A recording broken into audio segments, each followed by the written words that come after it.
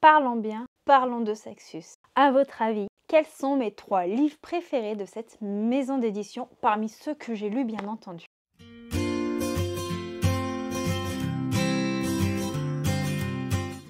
Hello maître érudit de la citadelle, c'est Johanna, je suis ravie de vous retrouver aujourd'hui pour une nouvelle vidéo. Une vidéo qui va pas forcément mettre à l'honneur des titres qui sont peu connus, mais qui va permettre de vous montrer parmi les 2 Saxus que j'ai lus quels sont mes préférés. Alors en choisir 3 était assez compliqué, mais il faut dire que j'en ai pas forcément gardé énormément parmi ceux que j'ai lus dans ma bibliothèque, qu'il y en a qui m'ont fait passer un bon moment, mais c'est pas forcément ceux que je préfère de la maison d'édition. Alors il y en a 2, je pense, qui vont pas vous étonner, il y en a un peut-être qui vous surprendra. On va commencer par ceux qui vont pas vous étonner. N'hésitez pas à faire votre pronostic sur mes 2 Saxus préférés en commentaire dès maintenant. Avant de voir le reste de cette vidéo, je suis curieuse de voir ce que vous allez mettre. Pour commencer, chez 2 Saxus, un des titres qui ne me laisse absolument pas insensible est la trilogie Nevernight de Jay Kristoff, qui fait partie de mes sagas favorites aujourd'hui. Même si j'ai été assez déçue de la fin du tome 3, cette saga est juste incroyable. On est dans de la dark fantasy où on va suivre Mia Corvair qui a vu sa famille assez décimée et qui a décidé d'intégrer la montagne pour devenir une assassin. Enfin, je dis la montagne, mais c'est l'église rouge et elle va devenir une de ses lames. Pour cela, elle va devoir suivre un apprentissage, mais un apprentissage des plus dangereux. Chaque cours fait que vous pouvez mourir à chaque instant. C'est pas parce que vous êtes en cours encadré par des professeurs que vous êtes en sécurité, loin de là. Nous sommes dans un royaume également où la nuit n'existe plus, où il y a 3 soleils, un monde très dangereux, où les complots sociopolitiques sont nombreux, les secrets le sont également, et la magie a sa petite importance. Franchement, c'était incroyable comme lecture et Jay Kristoff fait partie de mes plumes préférées aujourd'hui. Donc forcément, il ne pouvait être que là. Je n'ai pas mis l'Empire du Vampire tout simplement parce que le tome 1, je l'ai lu lorsque j'étais pas forcément dans un bon mood pour le lire. Et j'ai pas encore lu le tome 2, donc je peux pas vous dire s'il fait partie ou s'il fera un jour partie de mes préférés. Mais de toute façon, du moment que c'est Jay Kristoff, je passe toujours un excellent moment.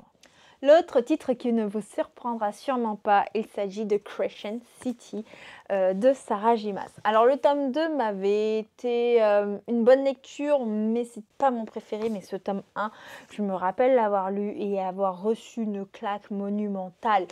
Si vous aimez déjà Sarah J. Maas, il y a moyen que vous aimiez Crescent City si vous ne l'avez pas déjà lu. Mais surtout, moi, ce que j'avais adoré, c'est le développement du monde. Il est juste incroyable, le développement des personnages. Sarah J. Maas, de toute façon, vous entendez toujours parler de cette autrice. Et si on entend parler, c'est bien parce qu'elle a un truc. Alors certes, sa plume, elle n'est pas forcément complexe, mais elle a ce petit quelque chose pour vous embarquer dans un récit, pour vous emmener dans des descriptions toujours plus haletantes, toujours plus visuelles. Et je pense que sa force dans ses lectures, c'est sa simplicité d'écriture. C'est accessible à un grand nombre de lecteurs et là on est dans de l'urban fantasy adulte où on va y suivre Bryce.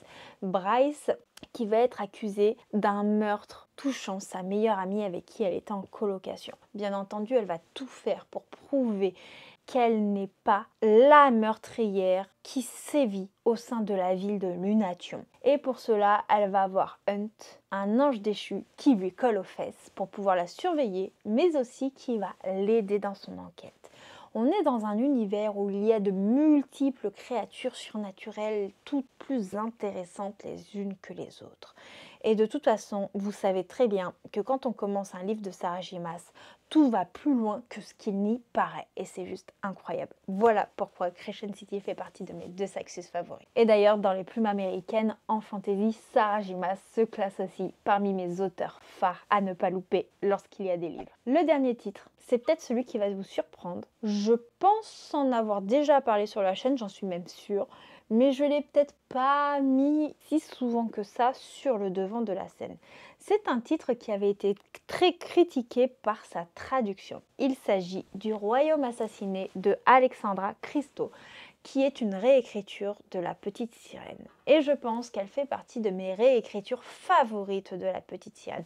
Il faut savoir que moi j'adore La Petite Sirène. Déjà je suis quelqu'un qui adore l'eau, l'été, qui aime tout ce qui est océan, la mer, les vagues. De ce fait je peux être qu'intéressée par ce type de réécriture de conte qui touche La Petite Sirène.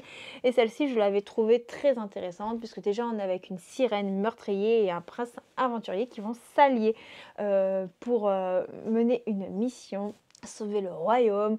Il y a de multiples intrigues, il y avait de l'action, il y avait des révélations. Franchement, j'avais adoré ce récit et je comprends pas pourquoi on n'en parle pas plus aujourd'hui. Alors, je peux pas vous en faire un résumé précis puisque je l'ai lu à sa quasi-sortie.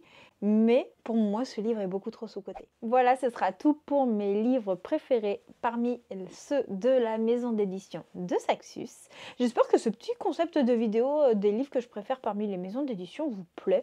En tout cas, je trouvais ça fun de faire ça comme ça. Alors, je ne l'ai pas fait pour toutes les maisons d'édition de ma bibliothèque, mais il y a certaines maisons d'édition qui sont pas très représentatives. Soit j'ai qu'une ou deux sagas de la maison d'édition parmi certains titres, ou soit j'ai qu'un ou deux livres de la maison d'édition et donc forcément je peux pas dire que j'ai 2-3 livres préférés chez eux, quoi. Donc c'est parmi les maisons d'édition que je possède en plus grand nombre dans ma bibliothèque. Sur ce, je vous dis à bientôt et on se retrouve très bientôt pour une prochaine vidéo. Dès demain d'ailleurs. Gros bisous. Ciao ciao.